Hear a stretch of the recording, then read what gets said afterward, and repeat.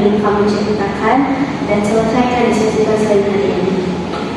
Lebih ke masalah ekonomis yang saya dengar.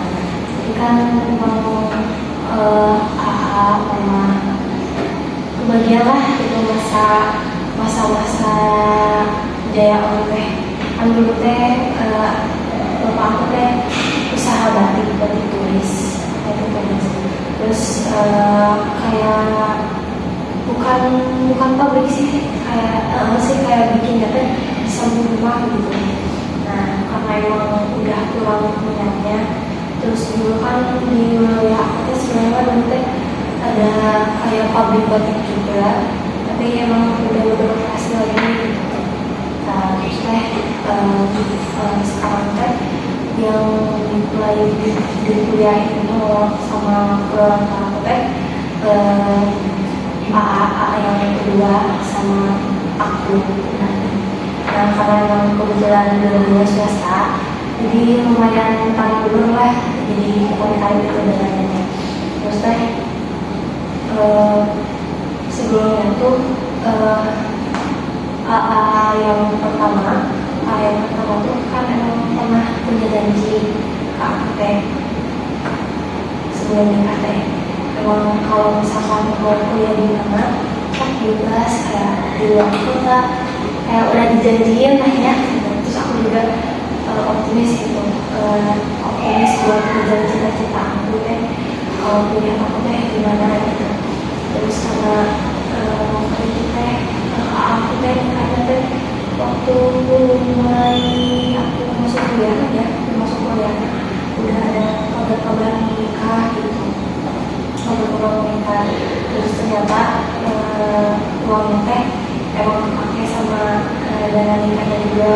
Nah, sebelumnya kan dia kan ngomongnya uang untuk aku teh emang udah dipisahin, udah dipisahin buat pendidikannya, buat kalau bebas nih mau kemana, sampai cina kuliah sebenarnya kayak ibaratnya dibiayaan gitu ya. Nah, itu ternyata aku ingat sih soalnya kan aku udah berumah tangga ya, kewajiban untuk menafkahi aku bukan urusan gitu ya, itu urusan mama, dan mama juga tidak menitip kayak enggak nanggung tanggung jawab di aku, di yang pertama itu ya, maksudnya di yang itu.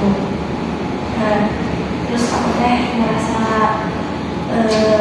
minder kayak minder sama takut jadi beban buat rumah teh. Kan sekarang rumah teh emang lebih fokusnya sekarang ke kuliahin aku, soalnya emang udah tinggal wisuda, terusnya menjadi ekspektasi aku teh karena AA yang pertama atau yang kedua biayanya tuh lebih pakai uang sendiri gitu, hasil kerja keras sendiri gitu, sampai dan juga bisa beli apa yang mereka mau gitu.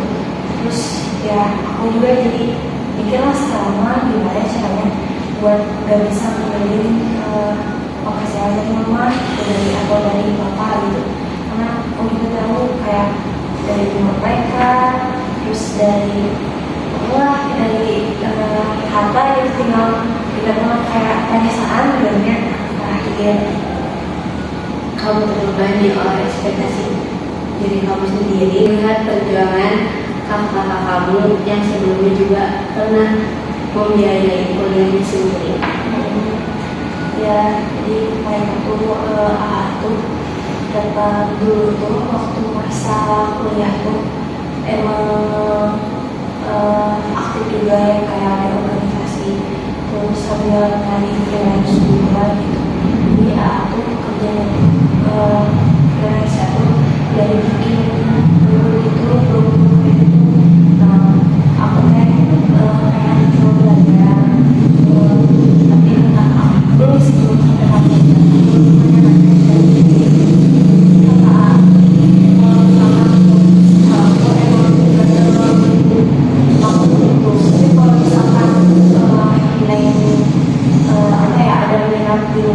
bisa kayak coba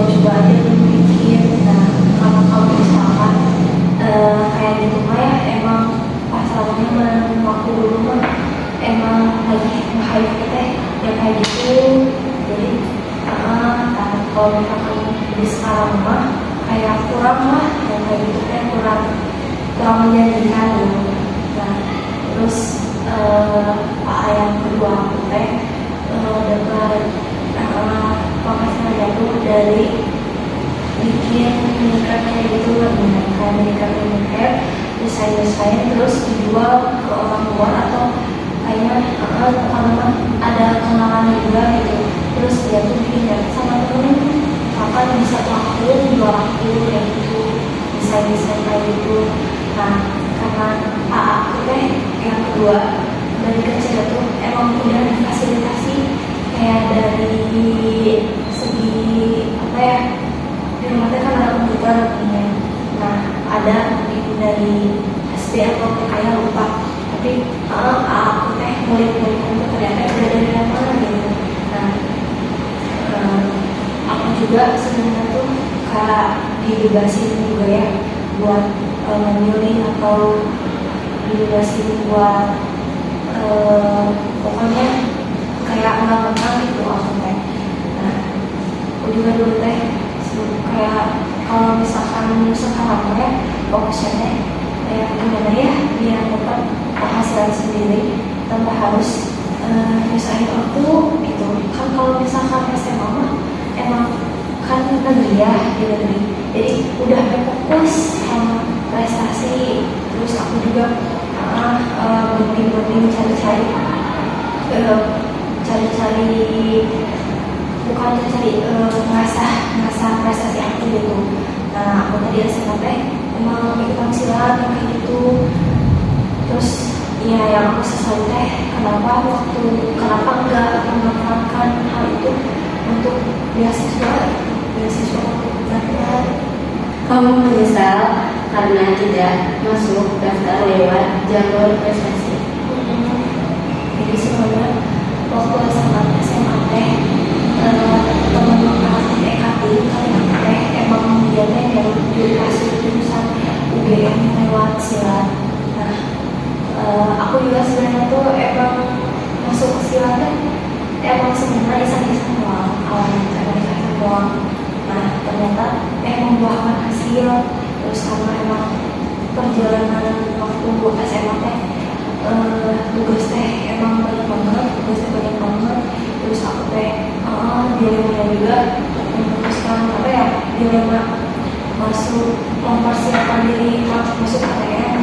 Jadi aku teh gak bisa kalau misalkan kalau latihan silat seminggu teh kan bisa sampai 2 kali, 4 kali ya kalau misalkan lagi ada pertandingan.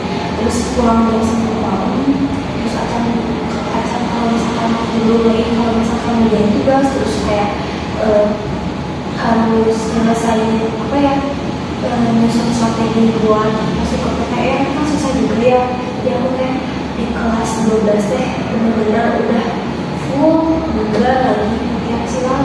Pokoknya ya itu karena aku teh pengennya teh ya udah gitu fokus aja ke nilai gitu.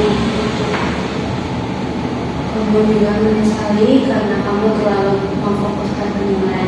Padahal selain nilai, kamu juga bisa mengikuti PTN lainnya dengan kamu mengikuti Pancasila itu.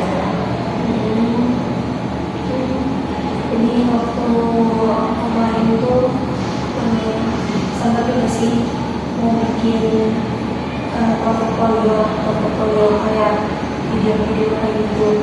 Cuman ya aku teh karena terlalu fokus ke nilai, ke akademik, jadi kemampuan yang satu itu juga padahal mesti belum ya aku teh diambilin gitu.